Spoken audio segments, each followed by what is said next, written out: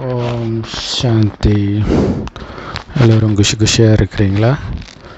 29/2/2024 பாப்தாதா சொல்கிறாங்க, இனிமையான குழந்தைகளே, உங்கள் முன்னாடி மிகப்பெரிய எதிரி இந்த மாயா இருக்கிறான். அதனால் ரொம்ப ஜாக்கிரதையாக இருங்க. உங்களை நீங்களே பாதுகாத்துக்கணும். எப்படி? பாபா நினைவுன்ற பாதுகாப்பு கவசத்தை உங்களை சுற்றி நீங்கள் போட்டுக்கணும். அதுதான் நமக்கு பாதுகாப்பு கவசம். ஸோ போக போக ஒருவேளை மாயையுடைய சூழ்ச்சியில் சிக்கிட்டீங்க, உங்களுடைய அதிர்ஷ்டத்தை நீங்களே அழிச்சிக்கிறீங்கன்னு புரிஞ்சுக்கோங்க. ஸோ ரொம்ப எச்சரிக்கையாக இருக்கணும். மாயை எந்த ரூபத்தில் அப்படி சூக்ஷமமாக வரும். ஸோ ரொம்ப கவனமாக இருக்கணும். ஏன்னா நம்மளுடைய அதிர்ஷ்டத்தை அழிக்கிறது தான் மாயாவுடைய வேலையே. ஸோ அதனால் ஒவ்வொரு அடியும் எச்சரிக்கையாக இருங்க அப்படின்னு பாபா எச்சரிக்கையோடவே முரளியை ஆரம்பிக்கிறார். கேள்வி: ராஜயோகி குழந்தைகளுடைய முக்கியமான கடமை என்ன? நாமும் பாபா கிட்ட ஞானத்தை படித்து மற்றவர்களுக்கும் சொல்லிக் கொடுக்கறது தான் நம்மளுடைய முக்கியமான கடமை. நாம் பாபாவுடைய கட்டளைப்படி நடக்கிறோம். அதனால் அடயோகிகள் மாதிரி நீங்கள் காட்டுக்கு போய் குகையில் போய் தியானம் பண்ண தேவையில்லை. எல்லோரையும் மாதிரி குடும்பத்தில் இருந்துக்கிட்டு அமைதியாக உட்காந்து பாபாவை நினைவு பண்ணுங்க. ஸோ உங்களுடைய ஒட்டுமொத்த படிப்பும் 2 வார்த்தையில் அடங்கிடுது: ஆல்ஃபா பீட்டா. ஆல்ஃபானா அப்பா, பீட்டானா ஆஸ்தி. ஸோ இந்த 2உடைய நினைவில் இருக்கணும், அவ்வளோதான். டீச்சர், படிப்பு. படிப்பு என்ன? ஆஸ்தியை பற்றி தான். ஸோ அதனால் நீங்கள் குடும்பத்தில் இருந்துக்கிட்டே அப்பப்போ குடும்பத்திலே கொஞ்சம் அமைதியான இடத்துக்கு போயிட்டு அடிக்கடி பாபா நினைவில் இருங்க. நீங்கள் அமைதியாக இருக்கிறதுலையே உங்கள் குடும்பம் அமைதியாக ஆகிடும், ஒருவேளை அமைதி இல்லைன்னா. ஏன்னா ஆரம்பத்தில் அமைதி எதிர்பார்க்க முடியாது நிறைய வீட்டில். உங்களுடைய யோக பலம் கொஞ்சம் கொஞ்சமாக அமைதிப்படுத்தும். ஏன்னா நம்முடைய பாவக்கணக்கு தான் அமைதி இல்லாத சூழலில் நம்ம சிக்கி இருக்கிறது. அதை புரிஞ்சுக்கணும். யோகா பண்ணி பாவத்தை அழிக்க தானாகவே ஒன்று நீங்கள் இருக்கிற இடம் அமைதியாகும், அல்லது அமைதியான இடத்துக்கு நீங்கள் உங்களை போக வைக்கும் நாடகம். ஓம் சாந்தி. பாபா பிரம்மா பாபா மூலமாக குழந்தைங்களே குட் மார்னிங் அப்படின்னு சொல்கிறார். குழந்தைங்களும் உடனே குட் மார்னிங் பாபான்னு சொல்லணும். ஏன்னா இது அப்பாவுக்கும் குழந்தைகளுக்குமான தொடர்பு. புதுசாக வர குழந்தைங்க ஸ்ட்ராங் ஆகிற வரைக்கும், இந்த ஞானத்தில் ஸ்ட்ராங் ஆகிற வரைக்கும் ஏதோ ஒரு கேள்வி கேட்டுக்கிட்டே இருப்பாங்க. ஸோ அப்போ இன்னும் அவங்க ஸ்ட்ராங் ஆகலைன்னு புரிஞ்சுக்கலாம். பாப்பா தான் வராருன்னு எப்படி நம்புறது? இந்த மாதிரி நிறைய விஷயங்கள் வரும் இல்லையா? ஸோ அதனால் கேள்வி கேட்குற வரைக்கும் அவங்க பக்காவாகலைன்னு அர்த்தம். ஏன்னா அவங்களுக்கு இதை கடவுள் பேசுகிறாருன்னு புரியல. அதுதான் மேட்ரு. கடவுள் பேசுகிறாருன்னு நிச்சய புத்தி வந்துச்சுன்னா அவ்வளோதான், அங்கே கேட்குறதுக்கே வேலை கிடையாது. நமக்கு புரியாத விஷயமா இருந்தாலும் சொல்கிறது கடவுள், அது கரெக்டாக தான் இருக்கும் அப்படின்னு நம்ம அமைதியாகிடுவோம். இது படிப்பு. பகவானுடைய மகா வாக்கியம்னு சொல்கிறாங்க இல்லையா, அதை கேட்டுட்டு இருக்கிறீங்க. கடவுள் நிராகாரர். ஸோ இந்த பாபா மற்றவர்களுக்கு புரிய வைக்கிறதுக்காகத்தான் இதை பக்காவாக உறுதிப்படுத்துகிறார். எதை இங்கே பேசிகிட்டு இருக்கிறது? கடவுளுங்கிறது. சிவபாபாவும் சரி, பிரம்ம பாபாவும் சரி. ஏன்னா வெளியில் மாயையுடைய வேகம் அப்படி இருக்குது. வெளியில் போனவொடனே வீட்டில் அப்போ தான் ஏதாவது உடம்பு நோயாகும். உடனே பாரு, நீ கரிமீன் சாப்பிடாதனால தான் உடம்பு இப்படி ஆயிடுச்சு, பாரு உனக்கு தேவையா இந்த அவமானம், இதுக்கு முன்னாடி உனக்கு எல்லாருக்கும் ஒன்று பிடிக்கும், இப்போ பாரு யாருக்கும் ஒன்று பிடிக்கல, அப்படி இப்படின்னு மாயா பண்ணும். ஸோ அப்போ இது பக்காவாக இருக்கணும். பேசுகிறது கடவுள் வழி தான் கரெக்டான வழி, மனிதர்கள் வழிப்படி நான் நடக்க மாட்டேன் அப்படின்னு இருக்கணும். ஸோ சென்டரில் மதுபனில் அந்த மாயையுடைய தாக்கம் இருக்காது, அந்தளவுக்கு இருக்கவே இருக்காதுன்னு சொல்ல முடியாது. பாபா சொல்கிறாரு. ஆனால் வெளியில் இருக்கிற மாயை அது வேறு விதமான மாயா, இங்கே இருக்கிற மாயை வேறு விதமான மாயா. முந்தைய கல்பத்தில் யார் ஆஸ்தி அடைஞ்சாங்களோ அவங்க தானாகவே இந்த ஞானத்தை எடுக்க வருவாங்க. அதனால் ஒருத்தர் வராங்க, ஞானத்தை கேட்குறாங்க, பிறகு போகிற மாதிரி தெரியுதே, அவங்கள பிடிச்சி வச்சுக்கணும் அப்படின்லாம் நீங்கள் நினைக்க வேண்டிய அவசியம் கிடையாது. போனால் போகட்டும், யாருக்கு நஷ்டம்? இங்கே உயிரோடு இறக்கணும், அவங்க இறக்க மனம் இல்லை, போகட்டும்.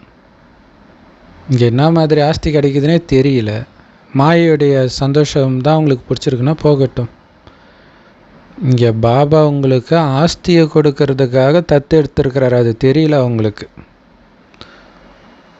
ஏழை குழந்தைங்கள தானே தத்தெடுப்பாங்க. அப்போ தன்னை முதல்ல ஏழைன்னு புரிஞ்சிக்கணும்.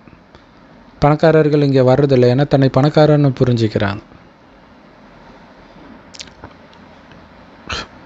உண்மையில் ஏழை குழந்தைங்க பணக்கார பெற்றோர்கள்கிட்ட ஆஸ்தியின் ஆசையினால தான் வராங்க.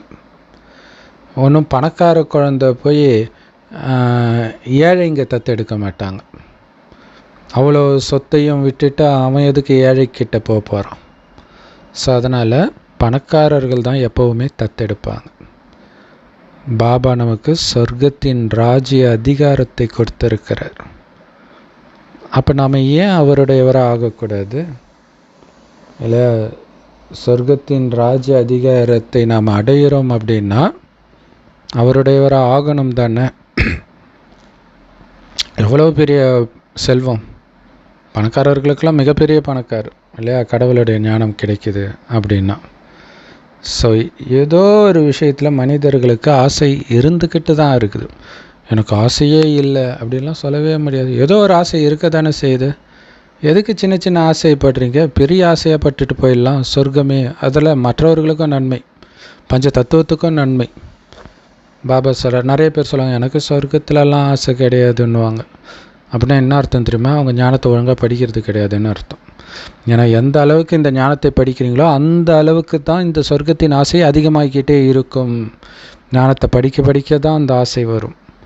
ஞானத்தை படிக்காதவங்களுக்கு அந்த ஆசை வராது. என்னமோ பெருசாக தாராளமாக விட்டு கொடுக்குற மாதிரி, எனக்கு எந்த பதவி கிடைச்சாலும் பரவாயில்ல அப்படி இப்படின்னுவாங்க. பாபா உங்களுக்கு எல்லையற்ற ஆஸ்தியை கொடுக்கறதுக்கு தான் தத்தெடுத்திருக்கிறார்.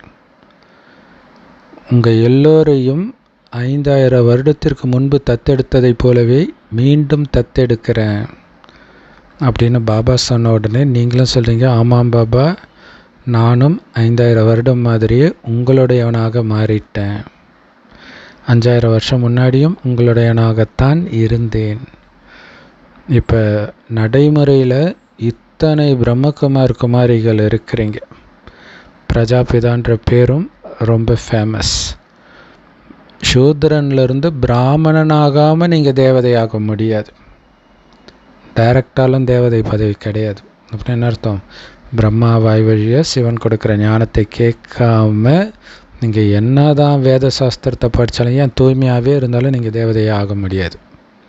கன்னிகாஸ்திரிகள் தூய்மையாக இருக்கிறாங்க, சன்னியாசிகள் தூய்மையாக இருக்கிறாங்க, அவங்க சொர்க்கத்துக்கு வர முடியாது, பிராமணன் ஆகணும். ஸோ இந்த காலச்சக்கரம் குழந்தைங்களுடைய புத்தியில் சுற்றிக்கிட்டே இருக்குது. நாம் சூத்திரர்களாக இருந்தோம், இப்போ நாம் பிராமணர்களாகி இருக்கிறோம். நாளைக்கு தேவதை ஆகிடுவோம், மறுபடியும் ஆவோம் 5000 வருடம் கழிச்சு. தங்க யுகத்தில் ஆட்சி செய்வோம். இந்த பழைய உலகம் கண்டிப்பாக அழிஞ்சிடும் அப்படின்னு பாபா சொல்கிறாருல்ல. சொர்க்கம் வரும், பழைய உலகம் அழியும். ஆனால் இதில் யாருக்கு முழு நம்பிக்கை இல்லையோ அவங்க விட்டுட்டு போயிடுவாங்க. உலகம்லாம் அழியாதுப்பா, சுற்றி அழிவு நடந்துக்கிட்டு இருக்குது, இப்பயும் சொல்கிறாங்க உலகம் அழியாதுன்ட்டு. அவங்க எப்படி இந்த ஞானத்தை எடுப்பாங்க? ஸோ அந்த மாதிரி நிறைய குழந்தைங்க விழுந்துடுறாங்க, போயிடுறாங்க. அதுவும் நாடகத்தில் பதிவாகி இருக்குது. ஏன்னா மாயைன்ற எதிரி உங்கள் முன்னாடியே நின்றுட்டு இருக்கிறான், ரெடியாக இருக்கிறான். சொல்லுவாங்களே புராண கதையில், வாலி முன்னாடி நின்னா அவனுடைய பாதி சக்தி வாலிக்கு வந்துடும்ட்டு. அந்த மாதிரி மாயை. ஸோ மாயை உங்கள் எதிரே நிற்க விடக்கூடாது, நீங்கள் துரத்திடணும். துரத்த முடியலன்னா நீங்கள் ஓடி போயிடணும். இல்லைன்னா மாயை தன் பக்கம் உங்களை ஈர்த்துக்குவா. பாபா திரும்ப திரும்ப இதை உங்கள் மனசில் ஆழமாக பதிய வைக்கிறார். மாயின் வலையில் சிக்காதீங்க, சிக்கிட்டா வெளியில் வர்றது அவ்வளோ ஈஸி கிடையாது. உங்களுடைய அதிர்ஷ்டத்தை நீங்களே அழிச்சிக்குவீங்க. பாபா மட்டும்தான் நாம் ஏற்கனவே சந்திச்சிருக்கிறோமான்னு கேட்க முடியும். வேறு எந்த மனிதனாவது கேட்க முடியுமா 5000 வருஷம் முன்னாடி சந்திச்சோமான்ட்டு? அந்த அறிவு யாருக்கும் கிடையாது. பாபா சொல்கிறார், இந்த கீதா ஞானத்தை மீண்டும் உங்களுக்கு சொல்கிறதுக்காக நேரடியாக நானே வர வேண்டி இருக்குது. உங்களை ராவணனுடைய சிறையிலிருந்து விடுவிப்பதற்காக நானே வந்திருக்கிறேன். அந்த மகிமையை தூக்கி அங்கே என்ன பெற்றாங்க? பகாசுரனின் சிறையிலிருந்து 16,000 கன்னி பெண்களை ஸ்ரீ கிருஷ்ணர் விடுவிச்சார்னு போட்டுட்டாங்க. உண்மையிலே விடுவிக்கிறவர் யார்? சிவபாபா. எல்லையற்ற தந்தை எல்லையற்ற விஷயங்களை நமக்கு புரிய வைக்கிறார். இப்போ ராவணனுடைய அழுக்கான ராஜ்யம் அரை கல்பமாக நடந்துட்டு இருக்குது. ராவணனுக்கு 10 தலையை காட்டியிருக்கிறாங்க, விஷ்ணுவுக்கு 4 கைகளை காட்டியிருக்கிறாங்க. அப்படி யாராவது இருக்கிறாங்களா நம்ம மனிதர்கள்? அப்போ 4 கைகள் கொடுக்கப்பட்டதுடைய அர்த்தம் இல்லற மார்க்கம். 2 கைகள் கணவனுடையது, 2 கைகள் மனைவியுடையது, அதாவது லக்ஷ்மியுடையது, நாராயணனுடையதுன்னு அர்த்தம். அப்படி ஆகிறது தான் நம்முடைய லட்சியம். விஷ்ணுவின் மூலமாக பாலனை நடக்குது சொர்க்கத்தில். அந்த விஷ்ணுபுரியை கிருஷ்ணபுரினும் சொல்லலாம். ஆனால் ஸ்ரீகிருஷ்ணருக்கு 2 கைகள் தான் காட்டுவாங்க. மகாவிஷ்ணுவுக்கு தான் 4 கைகள். ஏன்? கிருஷ்ணர் கல்யாணம் ஆகாத சின்ன பையன். கல்யாணம் ஆன பிறகு ஜோடி சேர்ந்துடுறதுனால 4 கைகள் விஷ்ணுவுக்கு காட்டுறாங்க. ஆனால் பாவம் மனிதர்களுக்கு எதுவுமே புரியல. எது சொன்னாலும் சண்டைக்கு வராங்களே தவிர இதை புரிஞ்சிக்க முயற்சி பண்ண மாட்டுறாங்க. பாபா ஒவ்வொரு விஷயத்தையும் புரிய வைக்கிறார். அதெல்லாம் பக்தி மார்க்கத்தின் விஷயங்கள்.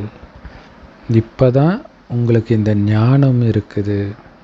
சாதாரண மனிதனிலிருந்து ஸ்ரீ நாராயணன் ஆகணுங்கிற லட்சியம் இருக்குது. இது வரைக்கும் நம்ம என்ன அந்த லட்சியத்தோடவா கோயிலுக்கு போனோம்? அந்த லட்சியத்தோடவா சாமி கும்பிட்டோம்? எந்த லட்சியமும் கிடையாது. அற்பகால சுகங்களை கேட்போம். அந்த சுகங்களே பார்த்திங்கன்னா பின்னாடி துக்கம் கொடுக்கக்கூடியதாக வேற இருக்கும்.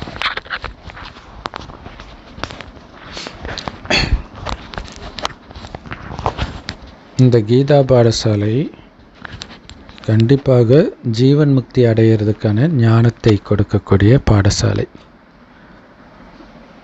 இதுக்கு கண்டிப்பாக பிராமணர்கள் தேவை.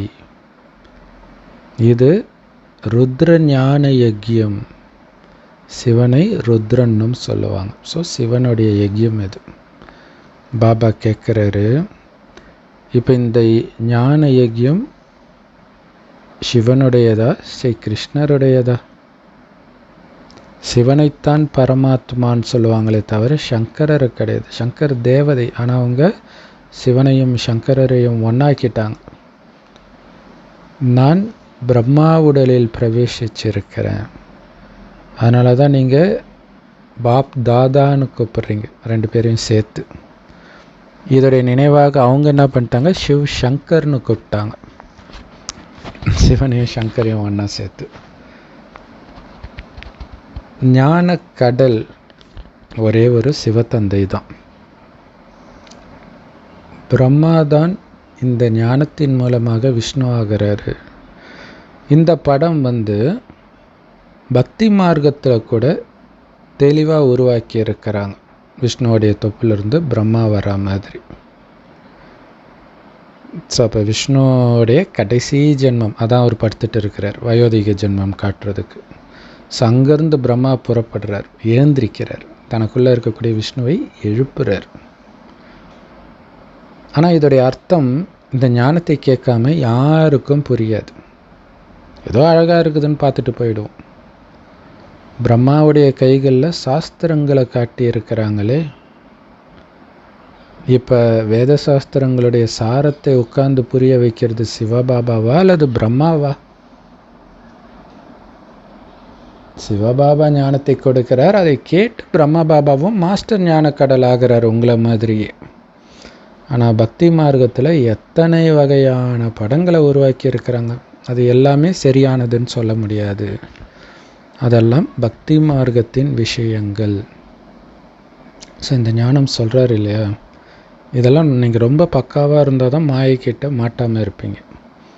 உதாரணத்துக்கு நேற்று ஒரு பிரதர் கால் பண்ணி, சங்கர் பார்ட்டி கால் பண்ணி என்னுடைய மண்டையை குழப்பிட்டாங்க, பக்தி மார்க்கத்தில் இருக்கிற அத்தனையும் இதில் சரியாக இருக்கணும் அப்படின்னு சொல்கிறாங்க.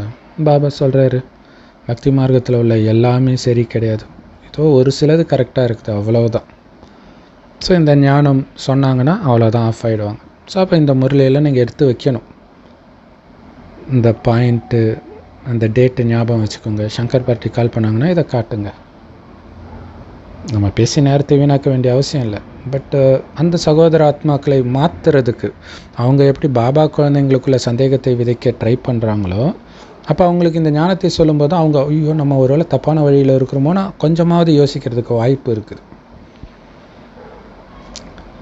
ஸோ இதெல்லாம் பக்தி மார்க்கத்தின் விஷயங்கள்.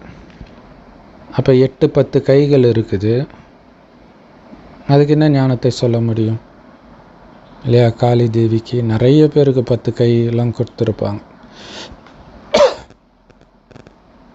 அந்த மாதிரி எந்த மனிதனும் கிடையாது. மற்றபடி இந்த 4 கைகள் கொடுத்தது இல்லற மார்க்கத்தை குறிப்பதற்காக. அந்த 4 இஷ்டத்துக்கு ஆக்கிட்டாங்க நிறைய. ராவணனுடைய அர்த்தம் என்னன்னு நமக்கு பாபா சொல்லியிருக்கிறார். காமம், கோபம், பற்று, பேராசை, அகங்காரம்ன்ற 5 விகாரம் ஆணிடமும் இதே 5 விகாரம் பெண்ணிடம் உள்ள இணைந்த ரூபத்தை தான் 10 தலை ராவணன்னு சொல்கிறாங்க அப்படின்னு சொல்கிறார். அரை கல்பமாக அந்த ராவணனுடைய ராஜ்யம்தான் நடக்குது. அதைத்தான் பிரம்மாவின் இரவுன்னு சொல்லப்படுது. அரை கல்பமாக ராமருடைய ராஜ்யம், அதுதான் பகல். ராமராஜ்யம், ராவணராஜ்யம் அப்படின்னா திரேதாயுக ராமர் வந்து அரை கல்பம் ஆள மாட்டார்.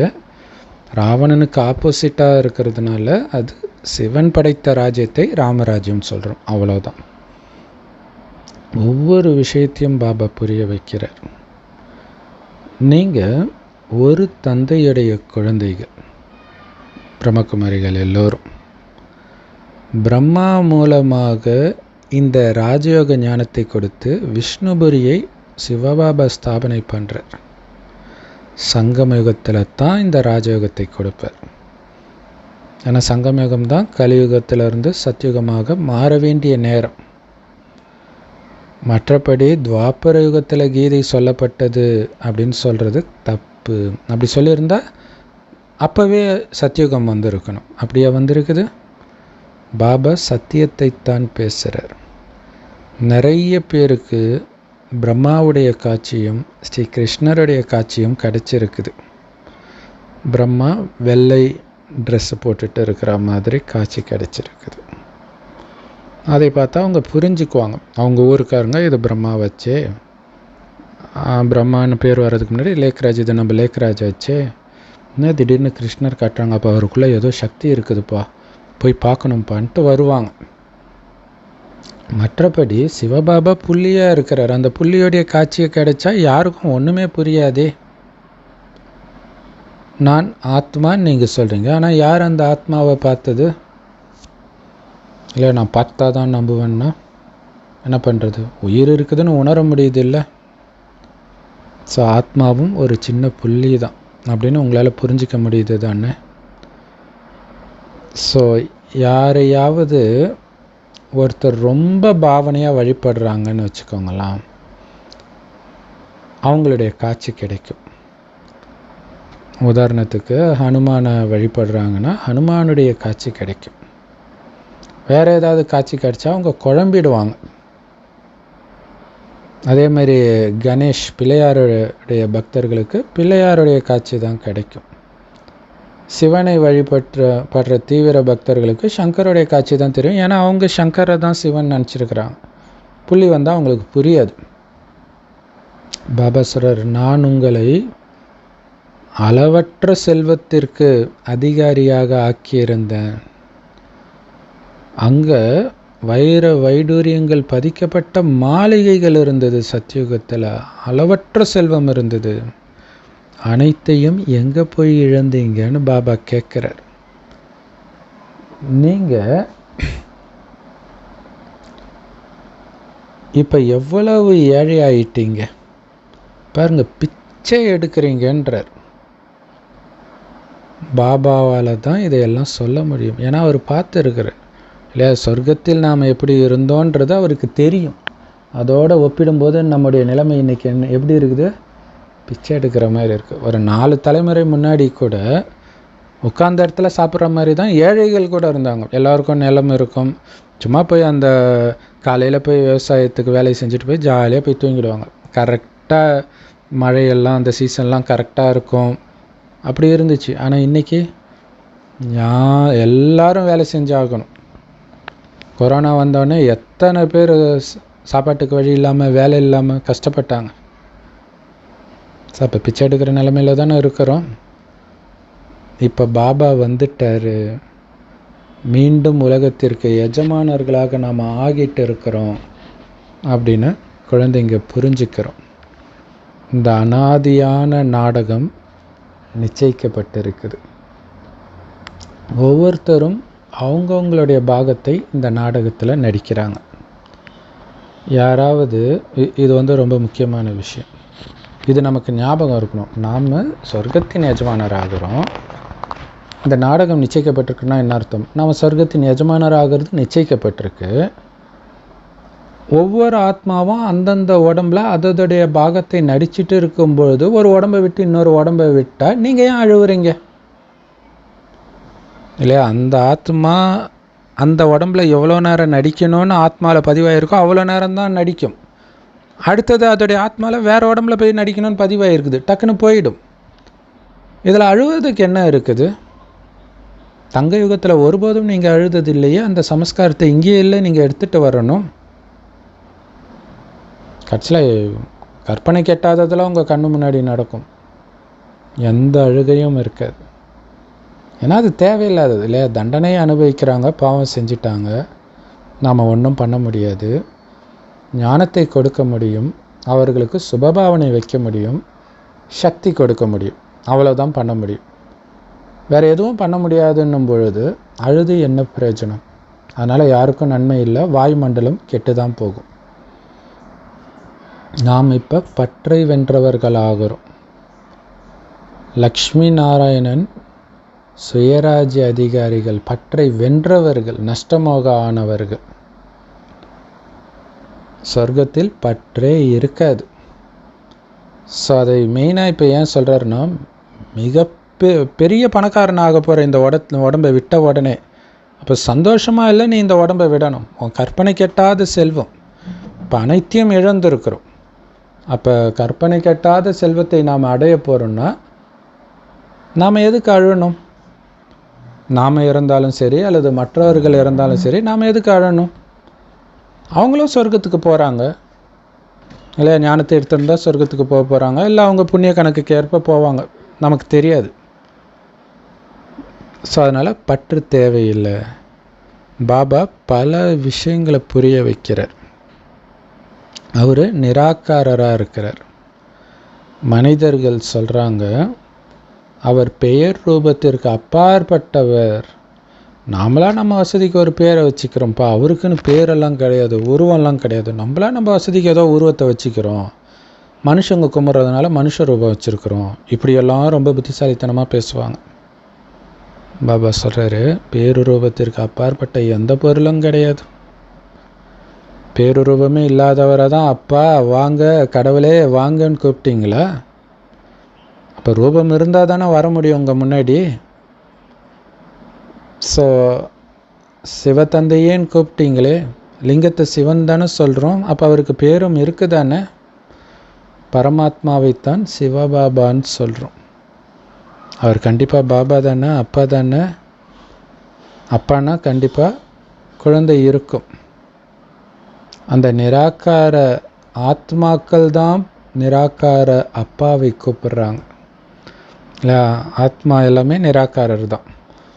ஸோ நிராகார ஆத்மாவுடைய அப்பா தான் சிவபாபா. ஸோ ஆத்மா தான் கூப்பிடுது பாபாவை. அரை கல்பமாக கூப்பிட்டுது ஆத்மா. ஆத்மா அழியலைல்ல. ஸோ அது வர வேண்டிய நேரத்தில் கரெக்டாக பரமாத்மா வரார். வரும்பொழுது அவர் கூப்பிட்ட ஞாபகமே இல்லாமல் கடவுளே இல்லைன்னு சொல்கிற அளவுக்கு நம்ம கீழான நிலை ஆயிடுறோம். அதான் நாடகம். நாம் சிவனுடைய கோயிலுக்கு போய் அவரை சிவபாபான்னு கூப்பிடுறோம். பிறகு அங்கேருந்து வீட்டுக்கு போய் லௌகீக அப்பாவையும் பாபான்னு கூப்பிட்றீங்க. பாபான்னா அப்பா, மரியாதையாக கூப்பிட்றது. அப்போ ஏன் சிவனை பாபான்னு கூப்பிட்றோன்னு புரிஞ்சிக்கிறது கிடையாது.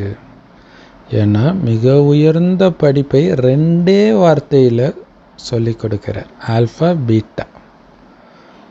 ஆல்ஃபா அப்பா, ஆஸ்தி, அதான் ஆல்ஃபா பீட்டானா. ஸோ அப்பாவையும் ஆஸ்தியையும் நினைவு செய்கிறதுனால அந்த சொர்க்கத்தின் சுயராஜ்யம் உங்களுடையதாக ஆகிடுது. சொர்க்கத்தையே கொடுக்குறார். அதனால தான் அவரை அப்பான்னு கூப்பிட்றோம். பக்தி மார்க்கத்தில் அப்பான்னு கூப்பிடுவாங்க. ஆனால் அவங்களுக்கு அர்த்தம் தெரியுமா எதனால் அவர் அப்பான்னு? தெரியாமலே கூப்பிட்றாங்க. அதான் பாபா சொல்கிறார். அப்போ சொர்க்கம் ராஜ்யம். மகாராஜாவிலிருந்து வேலைக்காரன் வெட்டியான் வரைக்கும் தேவை. ஆனால் ஒரே பரீட்சை. சில யூனிவர்சிட்டியில் அந்த மாதிரி வைப்பாங்க, காமன் எக்ஸாம் வைப்பாங்க எல்லா கோர்ஸுக்கும் சேர்த்து. ஸோ அதில் உங்களுடைய மார்க்குக்கு ஏற்ப அவங்க எந்த கோர்ஸு அப்படின்ட்டு முடிவு பண்ணுவாங்க. அதே மாதிரி தான் இங்கே பெரிய பரீட்சை. இதில் நீங்கள் எப்படி பாஸ் ஆகிறீங்களோ அதற்கேற்ப உங்களுடைய பதவி. என்ன பரீட்சை? அப்பா நினைவு இருக்குதா? இல்லை பக்தி மார்க்கத்தில் ஒரு கதை சொல்லுவாங்களே, நாரதர் ஒரு நாராயணன் பக்தனை பார்த்து பொறாமப்படுறார். ஏன்னா நாராயணன் புகழர் அவனை மாதிரி பக்தன் கிடையாதுன்ட்டு. நான் உன்னை நான் நாள் முழுவதும் நாராயணன்றேன், அவனை போய் சொல்கிறேன் நான் அப்படின்ட்டு ஒரு விளக்கு கொடுத்து அந்த ஃபுல்லாக எண்ணெய் இருக்குது, அந்த எண்ணெய் கீழே சிந்தாமல் நீ நாள் ஃபுல்லாக வச்சுட்டு வரணும் அப்படின்னு சொல்கிறார். சரின்ட்டு அதே மாதிரியே போயிட்டு வரார். சாயங்காலம் வரும்போது பார்த்தா, இன்றைக்கி எத்தனை தடவை நீ என்ன நினச்சேன்னு கேட்குறார். அப்பா எண்ணெய் விழாமல் இருக்கிறத பார்க்குறதுக்கே எனக்கு நேரம் பத்தலை, நான் இங்கே ஒன்று நினைக்கிறது. அப்போ அவன் குடும்ப பாரத்தை சுமந்து என்னை நினைக்கிறானே அப்படின்னு சொல்லுவாங்க பக்தி மார்க்கத்தில். பட் ஆனால் அது ஒரு தப்பான நியூஸை சொல்லுது. கொஞ்சம் எப்பயாச்சும் நினச்சா போதுன்ற மாதிரி சொல்லுது. பட் இங்கே என்ன அர்த்தம்னா, அந்த ஞானம் உள்ளே இருக்கணும். ஞான தீபம் இல்லையா இது, ஞான நெய்யும் இருக்கணும்.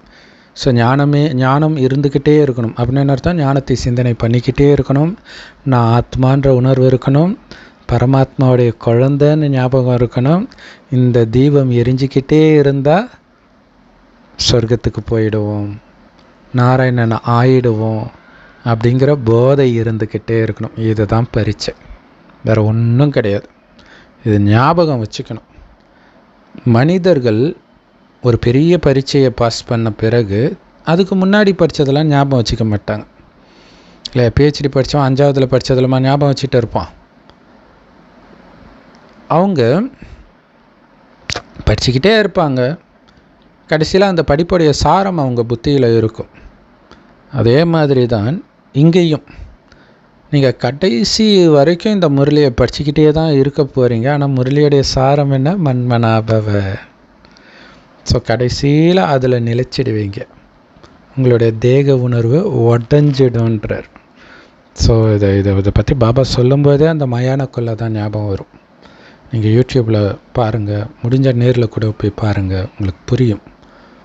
அப்படியே அம்மனை மண்ணிலேயே படுத்த மாதிரி செஞ்சுருப்பாங்க தரையில். கடைசியில் எல்லோரும் ஏறி அதை மெரிப்பாங்க. அப்போ என்ன, எப்போ அந்த தேக உணர்வு உடையுதோ அப்போ தான் பூஜைக்கு தகுந்தவராக ஆகுறாங்க. அதான் பரீட்சை. நீ என்ன சொன்னால் சூடு சோரணை இல்லாமல், அதாவது நீ உயிரோடு இருக்கே இல்லை ஜடமா கேட்பாங்களே, ஜடமாகணும். அதுதான் நம்முடைய லட்சியம். இல்லை என்ன ஆனாலும் நோ ரியாக்ஷன், ஒன்லி அமைதி, சந்தோஷம், சிரித்த முகம் இருந்துக்கிட்டே இருக்கணும்.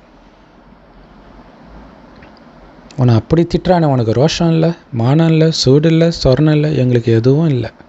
ஏன்னா மிகப்பெரிய லாட்ரி சீட்டு கிடச்சிருக்குது. ஒரு செகண்ட் ரோஷப்பட்டேன்னா இழந்துடுவேன் அது மைண்டில் இருக்கணும். ஸோ அந்த மன்மனாபவ பழக்கத்தை, அதாவது முழுக்க முழுக்க பாபா நினைவிலேயே முழுக்கின அந்த பழக்கத்தை நல்லா மனசில் பதிய வச்சிட்டிங்கன்னா இறுதியில் அப்பா ஆஸ்தியை தவிர வேறு எதுவும் உங்களுக்கு ஞாபகம் வராது.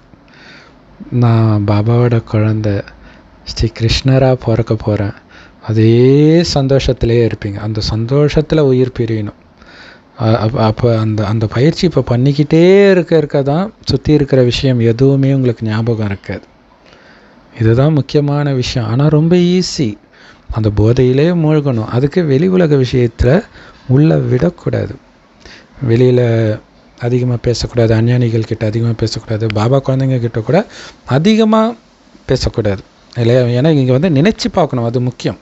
ஞானத்தை பேசுகிறன்னே மணிக்கணக்காக பேசிகிட்டு இருந்தாலும் உங்களுக்கு யோகா இருக்காது. ஸோ அதை புரிஞ்சுக்கணும். அதனால தான் நம்ம முரளி எடுத்த பிறகு உடனே அப்படியே யோகத்தில் இருக்கிறது அதுக்கு தான். அதில் கூட அமைதி போகும். அப்போ நீங்கள் நினைவில் யோகத்தில் இருக்கும்போது ஞானம் பாயிண்ட் ஒன்றா ஞாபகம் வரும்.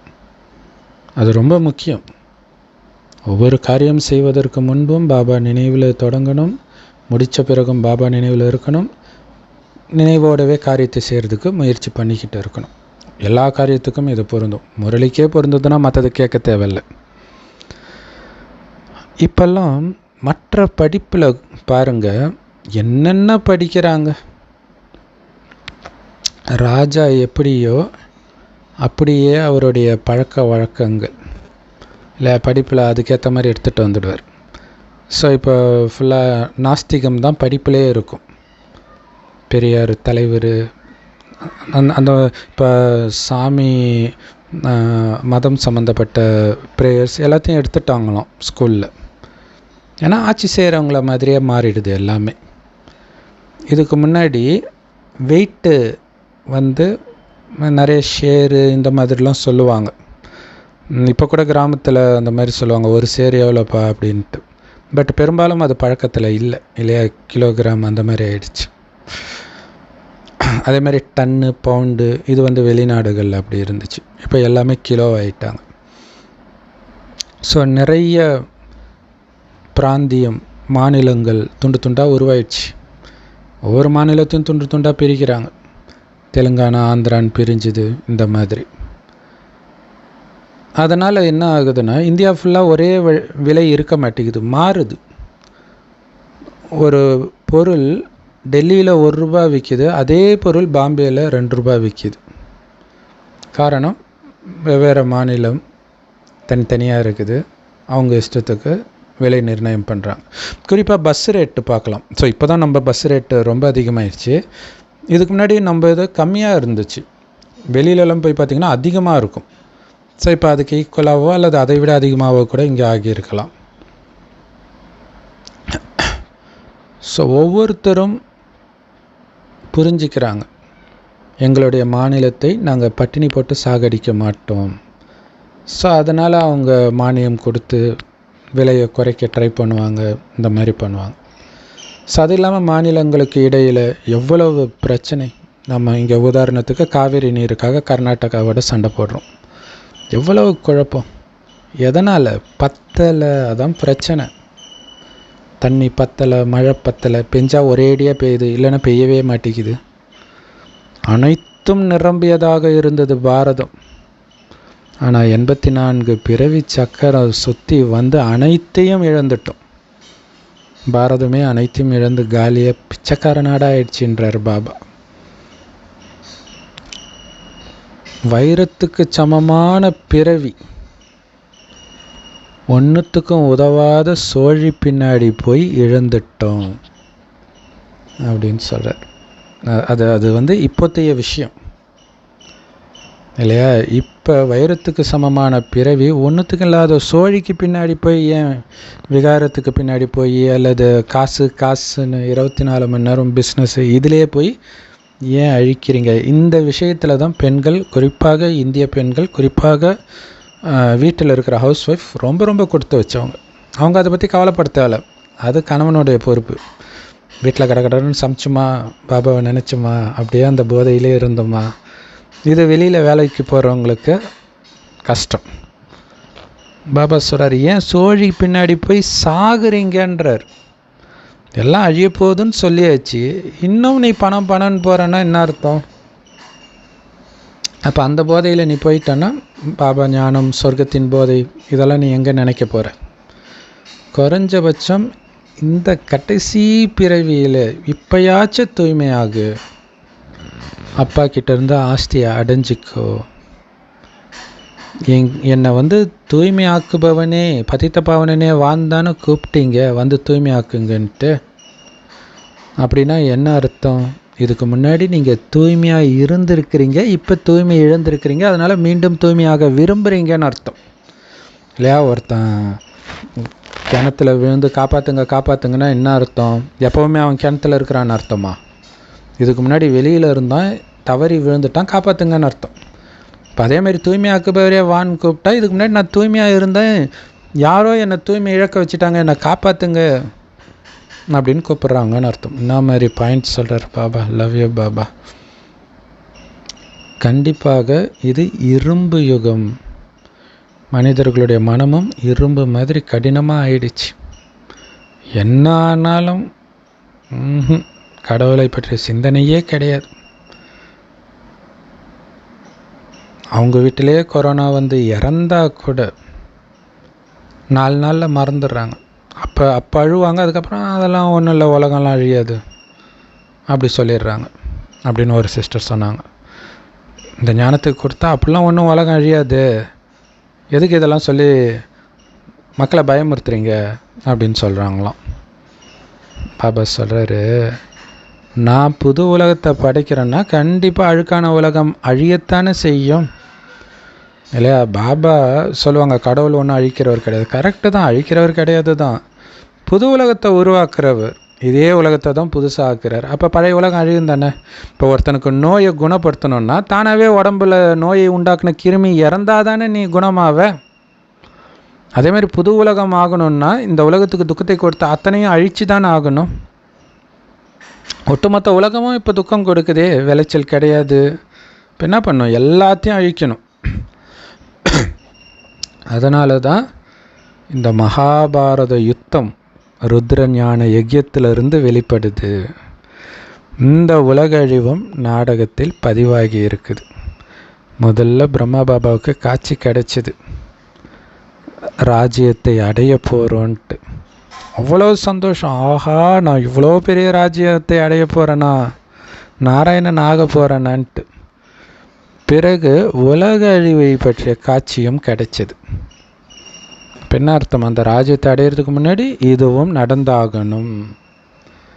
மன்மனாபவ மத்தியஜிபவ ரெண்டும் நினைவில் வச்சிருக்கணும். ரெண்டுமே கீதையில் இருக்குது இந்த வார்த்தைகள்.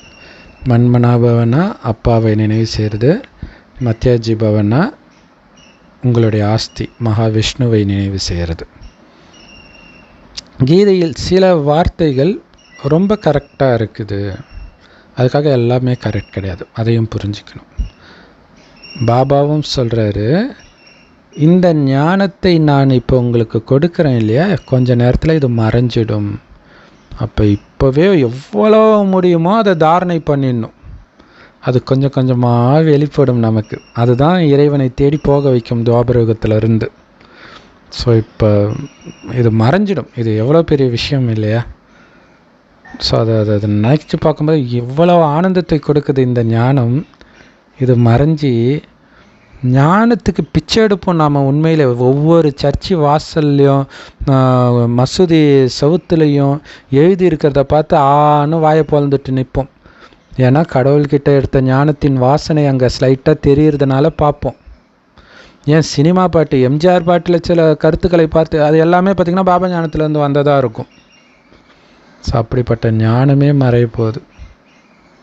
அப்போ இருக்கும்போதே அதை பயன்படுத்திக்கணும்ல. சொர்க்கத்தில் லக்ஷ்மி நாராயணன் ராஜ்யம் இருக்கும்போது நமக்கு தொல்லை கொடுக்க வேறு யாருடைய ராஜ்யமும் வேறு தர்மமே இருக்காதுன்னு நமக்கு மட்டும்தான் தெரியுது. வேறு யாருக்கும் இது தெரியாது. தெரிஞ்சிருந்தால் அவங்க சண்டை போட்டாங்கன்னு எழுதியிருப்பாங்களா கதையை? அந்த நேரத்தில் மக்கள் தொகையே ரொம்ப ரொம்ப கம்மி, செல்வமும் அதிகம், இயற்கை விளைச்சல் அதிகம். ஆனால் அனுபவிக்கக்கூடிய மக்களும் ரொம்ப கம்மியாக இருப்பாங்க. இப்போ கூட அமெரிக்காவிலலாம் பார்த்திங்கன்னா ஒரு வீட்டுக்கும் இடம் வந்து அவ்வளோ டிஸ்டன்ஸ் இருக்குன்றாங்க. அவ்வளோ பெரிய இடத்துல வீடு சின்னதாக இருக்குன்றாங்க. சொர்க்கத்தில் அப்போ எப்படி இருக்கும் யோசிச்சு பாருங்கள். இப்போ மக்கள் தொகை எவ்வளோ அதிகமாகிடுச்சு, எதுவுமே பத்தலை, விலைவாசி ஏறிக்கிட்டே இருக்குது. அரிசி விலை கூட ஏறுது பயங்கரமாக. இப்போ சமீப காலத்தில் அத்தியாவசிய பொருள் உணவுப் பொருட்களுடைய விலையே எங்கேயோ போயிட்டு இருக்குது. அதனால் உலகழிவு இப்போ நடந்தே தீரணும், இல்லைன்னா என்ன ஆகுறது நிலைமை. மகாபாரத யுத்தம் அதுக்காக தான் நடக்குது. ஸோ மகாபாரத யுத்தத்திற்கு முன்பு கண்டிப்பாக கடவுள் இருப்பார் தானே. அதனால தான் சிவராத்திரி கொண்டாடுறாங்க. அப்போ கடவுள் வந்தார் அப்படின்ட்டு. ஆனால் அவர் வந்து என்ன பண்ணார் அப்படிங்கிறதே அவங்களுக்கு தெரியாது. கண்ணை மூடிட்டு கொண்டாடுவாங்க. யார் என்னன்னே தெரியாமல் ஒருத்தருடைய பர்த்டே பார்ட்டியில் போய் கொண்டாடுற மாதிரி. பாபா சொல்கிறார், நான் கொடுக்கும் இந்த கீதை ஞானத்தின் மூலமாகத்தான் அந்த ராஜ பதவியை ஸ்ரீகிருஷ்ணருடைய ஆத்மா அடையுது. இந்த கீதை தான் உங்களுக்கு அம்மாவாகவும் அப்பாவாகவும் இருந்து உங்களை தேவதையாக்குது. இல்லை, இந்த ஞானம் தானே நமக்கு உணவு. அதான் பாபா சொல்லுவார், எனக்கு பாபாவை பிடிக்கும் ஆனால் முரளி பிடிக்காதுன்னா நான் நம்ப மாட்டேன்றார். உனக்கு என்ன பாபாவை பற்றி தெரியும் முரளி இல்லாமல்? திடீர்னு ஒரு பொண்ணை பார்த்து லவ் யூ சொன்னால் உனக்கு என்ன தெரியும் என்னை பற்றி, நீ பாட்டுக்கு ஐ லவ் யூ சொல்கிறேன்னுவாங்களே, அந்த மாதிரி தான் பாபாவை பற்றி அவருடைய முரளி மூலமாக தான் உங்களுக்கு தெரியும். அதன் மூலமாக தான் அன்பு வரும். கண்ணை மூடிட்டு எனக்கு பாபா நான் பிடிக்கும் உருகுவேன் முரளி இல்லை, அது மட்டும் நான் கேட்குறது இல்லைன்னா அப்போ அது அன்பு கிடையாது. அது அதனால் பலனும் கிடையாது. பக்தி மார்க்கத்தில் கூட தான் அந்த மாதிரி இருக்கிறாங்க. அது குருட்டு நம்பிக்கை. ஸோ பாபாவுடைய கீதா ஞானத்தின் மூலமாக தான் நீங்கள் தேவதையாகிறீங்க. அதன் மூலமாக தான் நம்ம பாபாவை பற்றி தெரிஞ்சுக்கிறோம், அவர் மேலே அன்பு வைக்கிறோம், அவருடைய அன்பை உணர்றோம். உண்மையான அன்பு, உண்மையான மகிமை ஞானத்தின் மூலமாக தான் நம்ம உணர்றோம். அதனால தான் கீதையை சொன்னவர் ஸ்ரீகிருஷ்ணர் கிடையாது அப்படின்னு நீங்கள் எழுதணும். ஸ்ரீகிருஷ்ணர் கீதா ஞானத்தின் மூலமாக ராஜயோகத்தை படித்து ஸ்ரீகிருஷ்ணராக பிறந்தார். அதற்கு முந்தைய ஜென்மத்தில் சாதாரண மனிதனாக இருந்தவர் ஞானத்தை படித்து ஸ்ரீகிருஷ்ணர் ஆனார் அப்படின்னு போடணும். நாளைக்கு மீண்டும் அவர் ஸ்ரீகிருஷ்ணராக ஆவார் அப்படின்னு எழுதி ஒட்டுங்க. சிவராத்திரி அப்போ அதை ஒட்டணும். யாருக்கும் ஒன்றும் புரியாது, என்ன சிவராத்திரின்னு போட்டுட்டு கிருஷ்ணருடைய பேரை போட்டிருக்கிறாங்க. அப்போ பார்ப்பாங்கல்ல, ஸ்ரீகிருஷ்ணருடைய பேரை போட்டுட்டாங்க சிவனுடைய பேருக்கு பதிலாக கீதையில். மிகப்பெரிய தப்பு அதுதான். அதே தப்பு தான் பைபிளில் பரமபிதாவுக்கு பதில் இயேசுடைய பேரை போட்டாங்க. இதில் கடவுள் இருக்கும் பழைய ஏற்பாட்டில், அந்த கடவுளே இயேசுதான்னு முடிச்சிட்டாங்க. பாபா சொல்கிறார், பாபா சொல்கிற இந்த ஞானத்தை, குறிப்பாக சிவபாபா தான் இதை சொல்கிறாருன்ற ஞானத்தை நல்லா பக்காவாக உங்கள் மனசில் பதிய வையுங்க. அப்போ தான் மற்றவர்களை ஏதாவது தப்பான விஷயத்த சொன்னால் நீங்கள் விழுந்துட மாட்டீங்க. ஓ அப்படியான்ட்டு. ஏன்னா நிறைய கேள்வி கேட்குறாங்க. காமம் இல்லாமல் எப்படி உலகம் தொடரும்? இந்த ஞானத்தை ஃப்ரெண்ட்ஸ் கிட்ட கேட்கும்போது கேட்ட முதல் கேள்வி இது தான். காமம் இல்லைன்னா எப்படி மச்சி உலகம் அழிஞ்சிடாதா அப்படின்னு கேட்குறாங்க. ஆனால் உண்மை என்னென்னா காமத்தினால தான் உலகமே அழியுது, அவங்களுக்கு தெரியல. அப்போ நீங்கள் என்ன சொல்கிறீங்க? அது பரிசுத்தமான உலகம், சத்தியுகம் நீங்களே சொல்கிறீங்களே. அதுவும் சம்பூர்ண உலகம், பேரே பாருங்களா, சம்பூர்ண ராமாயணம்னு வாங்க. சம்பூர்ணம் ஆகிறதுக்கான ராமாயணம் அது இல்லையா? அப்போ சம்பூர்ண நிர்விகார உலகம் நீங்கள் தானே சொல்கிறீங்க. அப்போ எப்படி அங்கே விகாரம் இருக்கும்? அப்போ எப்படி அது விகாரங்களின் உலகமாக இருக்கும் அப்படின்னு கேளுங்க. இப்போ எல்லையற்ற தந்தை கிட்ட இருந்து எல்லையற்ற ராஜ்யத்தை அடைய போகிறோன்னு புரிஞ்சிருக்கிறோம். தெரிஞ்சிடுச்சு, நிச்சய புத்தி வந்துடுச்சுன்னா ஏன் அப்படிப்பட்ட தந்தையை நினைக்க மறக்கிறீங்க, அலட்சியமாக இருக்கிறீங்க? இது அழுக்கான உலகம். லட்சக்கணக்கானவர்கள் கும்பமேளாவுக்கு போகிறாங்க. ஸோ அழுக்கான உலகம்னு ஏன் சொல்கிறார் அப்படின்னா, இந்த அழுக்கான உலகம்தான் தடை பாபாவை நினைக்கிறதுக்கு. அதனால்தான் உங்களை பாதுகாத்துக்குங்க, எச்சரிக்கையாக இருங்க. இல்லை, நம்ம பாபா குழந்தைங்க கிட்ட பேசும்போது ஸ்லைட்டாக ஒரு மூலையில் பாபா ஞானம் அல்லது பாபா நினைவு ஸ்லைட்டாக ஓடிட்டு இருக்கும். அஞ்ஞானிகள்கிட்ட பேசும்போது ஃபுல்லாகவே கட் ஆகிடும். ஸோ நம்ம அஞ்ஞானிகள் தொடர்புலையும் வருவோம் இல்லை, வேலை பார்க்குற இடத்துல, காய்கறி வாங்க போகிற இடத்துல, அப்போலாம் ரொம்ப பாபாவுடைய நினைவு, அந்த நினைவுன்ற கொடை பிடிச்சிட்டு தான் போகணும். அதனால தான் இந்து தெய்வங்கள் எல்லாம் உற்சவ மூர்த்தியாக வெளியில் ஊர்வலம் வரும்போது கொடை இருக்கும். சாயங்காலம் வரும்போதும், சாயங்காலம் என்ன வெயிலாக இருக்குது. ஸோ அப்போ பாதுகாப்பு கவசம் அது கொடை, எது? பாபாவுடைய நினைவுன்ற கொடை நிழலில் இருக்கணும். லட்சக்கணக்கான பேர்கள் போகிறாங்க கும்பமேளாவுக்கு. அவங்க என்ன சொல்கிறாங்க, இங்கே ஒரு நதி மறைமுகமாக இருக்குது இல்லையா? அந்த கங்கை, யமுனை, சரஸ்வதி 3 நதி சங்கமிக்கிற திரிவேணி சங்கமம்னுவாங்க. ஆனால் 2 நதி தான் வரும். அப்போ ஒரு நதி குப்தமாக இருக்குது அப்படின்னு சொல்லுவாங்க. ஒரு நதியே எப்படி மறைஞ்சு குப்தமாக இருக்க முடியும்? ஆனால் அந்த இடத்துல கீழே இருந்து ஒரு ஊற்று வரும். ஸோ அது ஒரு நதி, கடலுக்குள்ளே மண்ணுக்குள்ளேயே வருது அப்படின்னு சொல்லிட்டு இருக்கிறாங்களாம். இங்கே அதாவது மதுபனிலேயே அந்த மலை மேலே இருக்கிறாங்க இல்லையா, அபுமலையில், அங்கேயும் கௌமுக் செஞ்சு வச்சுட்டாங்க. கங்கை இங்கே வருதுன்றாங்க. பாபா கேட்குறாரு, கங்கை இமயமலையிலேருந்து கடலை நோக்கி போகுமா அல்லது மலையை நோக்கி மேலே ஏறி வருமா? அபுமலைக்கு, அதுவும் எவ்வளோ உயரத்தில் இருக்குது, அவங்கள தேடி வருதா கங்கை? அப்போ பக்தி மார்க்கத்தில் எவ்வளோ ஏமாத்து வேலை பண்ணுறாங்க பாருங்கன்றார். இல்லை, எங்கேயாவது ஊற்று வந்துருச்சுன்னா கங்கைன்றாங்க. ஞானம், பக்தி, வைராக்கியம் அப்படின்னு சொல்லப்படுது. முதல்ல எல்லைக்குட்பட்ட வைராக்கியம் இருந்தது. முதல்ல ஒன்று அதாவது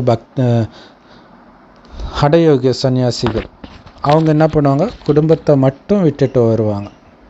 அது எல்லைக்குட்பட்ட வைராக்கியம். இன்னொன்று எல்லைக்கு அப்பாற்பட்ட வைராக்கியம். சன்னியாசிகள் குடும்பத்தை விட்டுட்டு காட்டில் போய் வசிக்கிறாங்க. இங்கே அப்படியெல்லாம் பாபா சொல்லலை. வீட்டிலேயே இருக்கிறீங்க, ஆனால் ஒட்டுமொத்த உலகத்தையும் விடுறீங்க. எப்படி? அவங்க ஒரு வீட்டை மட்டும்தான் விடுறாங்க, காட்டில் போய் இருந்துக்கிறாங்க, வீட்டுடைய ஞாபகம் வரக்கூடாது. ஆனால் நீங்கள் வீட்டிலே இருந்துக்கிட்டு வீடை மட்டும் இல்லை, ஒட்டுமொத்த உலகத்தையும் புத்தியிலேருந்து நீக்கிறீங்க. ஏன்? தெளிவாக லட்சியம் இருக்குது, இந்த உலகத்துலேருந்து நான் எஸ்கேப் ஆகணும். எங்கே போகணும்? சொர்க்கத்துக்கு போகணும். ஸோ அதனால் சொர்க்கத்தை நினை, பாபாவை நினை, இதே தான் மைண்டில் இருக்கணும். ராஜயோகி குழந்தைங்களுடைய முக்கியமான வேலை இந்த ஞானத்தை படித்து மற்றவர்களுக்கு சொல்கிறது தான்.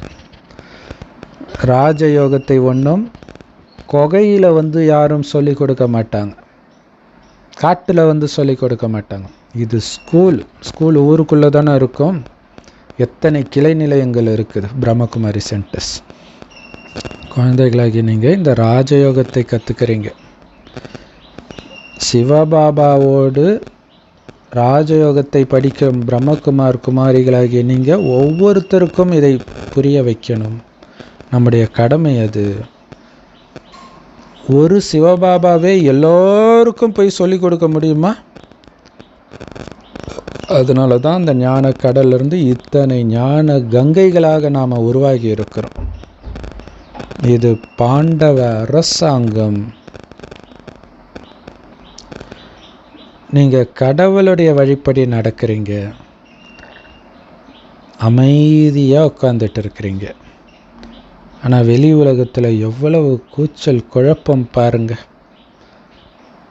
இல்லையா? அந்த டைமில் உலக யுத்தமெல்லாம் நடந்த டைம், மத கலவரம்லாம் நடந்திருக்கும்.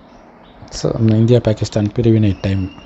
ஸோ அதான் சொல்கிறார், உலகமே கொந்தளிச்சிட்டு இருக்கு, ஆனால் நீங்கள் இங்கே எவ்வளோ அமைதியாக இருக்கிறீங்கன்னு அந்த வித்தியாசத்தை சொல்கிறார். இப்போவுமே அது பொருந்தும் இல்லையா? பாபா சொல்கிறார், 5 விகாரங்களை பாபாவுக்கு தானம் கொடுத்துட்டிங்கன்னா உங்களை பிடிச்ச பீடையெல்லாம் ஓடிடும். ஆக்சுவலாக பக்தியிலேயே தானம் எதுக்கு பண்ணுறாங்க?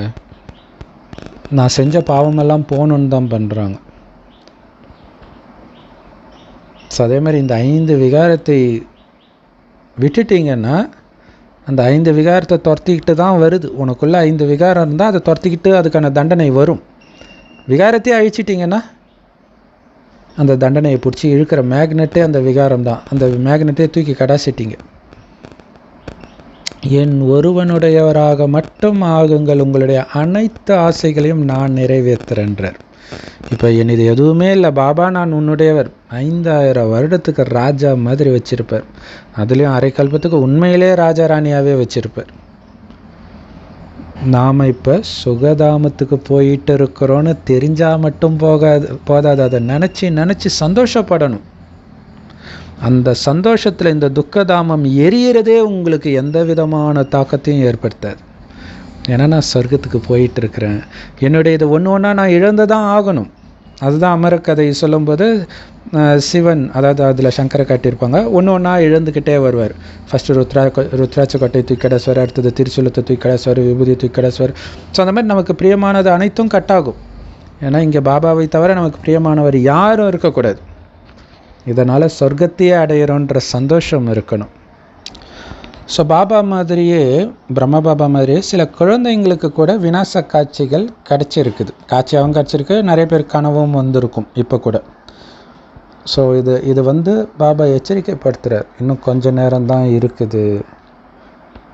இல்லை இப்போ எல்லாமே சயின்ஸே சொல்ல ஆரம்பிச்சிடுச்சு, இன்னும் கொஞ்ச நாள் தான் இருக்குது பூமிக்குன்ட்டு. அதனால் இப்போ இருக்கிற அந்த கொஞ்சம் நேரத்தில் முழுக்க நினைவு யாத்திரையிலே உங்கள் புத்தியை பிஸியாக வச்சிங்கன்னா மட்டும்தான் உங்கள் பாவங்கள் எல்லாம் அழிஞ்சு தண்டனையிலேருந்து தப்பிக்கிறதும் இல்லாமல் உயர்ந்த பதவியும் அடைவீங்க. ஸோ இப்போ மார்கண்டேயன் சிவலிங்கத்தை கட்டி பிடிச்ச மாதிரி அவரை புத்தியினால் பிடிச்சிக்கணும், விடக்கூடாது ஒரு செகண்டு கூட, என்ன நடந்தாலும் சரி. ஆனால் அதை கட் பண்ணுறதுக்கு மாயா பல ரூபம் எடுத்து வரும், பல வடிவத்தில் வரும். யோசிச்சு பாருங்க, இது சீதையை கடத்துறதுக்கு ராவணன் சிவனடியார் விஷயத்தில் தான் வரான். ஸோ அப்போ பாபா குழந்தைங்க ரூபத்திலே கூட வரும். அதுதான் அதோடைய அர்த்தம். எச்சரிக்கையாக இருக்கணும், நல்லது. ஸோ ரொம்ப இனிமையான முரளி கொடுத்த இனிமையான செல்லக்குட்டி பாபாவுக்கு இனிமையான அன்பு நினைவுகள் மற்றும் நமஸ்தே. பாபா சொல்கிறாரு, முழு ஆஸ்தியை அடையணும் இல்லையா, உயிரோடு இறந்து முழு ஆஸ்தி கிடைக்கும். அதாவது இருந்துக்கிட்டே இறந்த மாதிரி வாழறது. கலியுகத்தின் எதுவும் உங்களை ஈர்க்கக்கூடாது. ஸோ பாபாவுடையவராக தத்தெடுக்கப்பட்டதே உலக ராஜ்யத்தை அடையிறதுக்காக. ஸோ வீண் விஷயங்களில் விழுந்து, விகாரத்தில் விழுந்து, சந்தேகப்பட்டு உங்களுடைய அதிர்ஷ்டத்தை நீங்களே அழிச்சிக்காதீங்க, அலட்சியமாக இருக்காதீங்க. தவறான விஷயத்தை கேட்குற பழக்கத்தை விட்டுடுங்க. அது மாதிரி பேசுகிறவங்க கிட்ட விலகுங்க.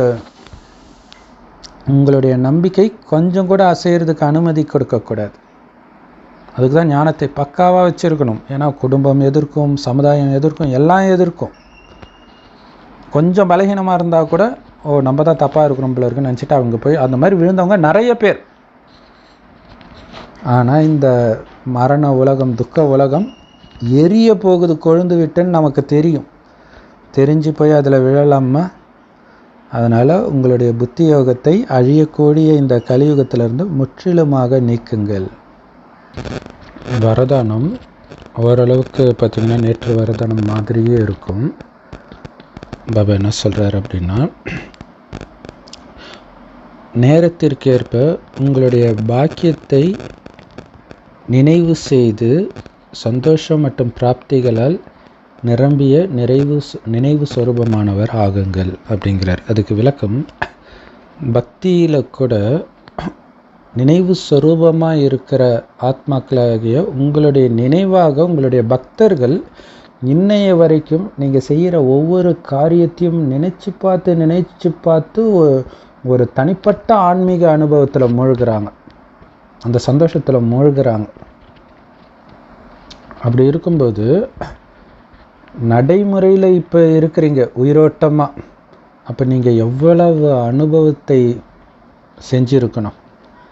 அதனால் அந்த அனுபவங்களை நினைவில் கொண்டுட்டு வாங்க.